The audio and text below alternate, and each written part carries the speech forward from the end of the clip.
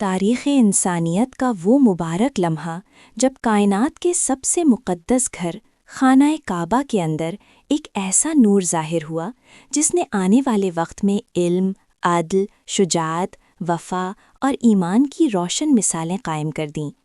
وہ دن تھا 13 رجب المرجب، جب امیر المومنین شیر خدا حضرت علی بن ابی طالب رضی اللہ عنہ کی ولادت ہوئی۔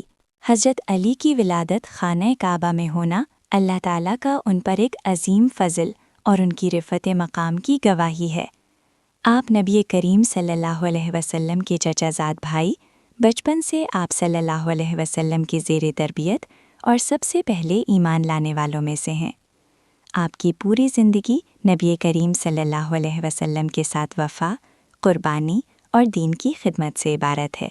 مسلمانوں کے نزدیک حضرت علی رضی اللہ عنہ چوتھے خلیفہ راشد، عشرہ مبشرہ میں شامل اور علم و فہم میں بے مثال تھے۔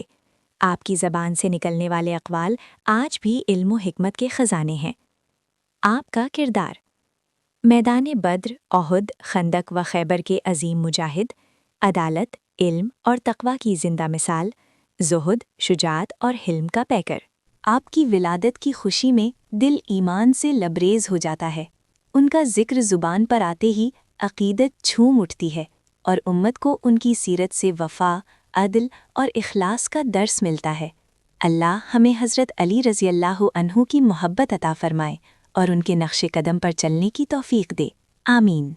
میرے پیارے مسلمان بھائیوں اور بہنوں، میرے اس چینل وائس آف اسلام کو سبسکرائب کر لیں تاکہ ایسی تمام ویڈیوز میں بآسانی آپ تک پہنچا سکوں، اور ویڈیو کو لائک ضرور کیجیے گا اور پیارے پیارے کامنٹس دے کر میری حوصلہ افزائی کریں تاکہ میں آپ لوگوں کو اپنی دعاؤں میں یاد رکھ سکوں۔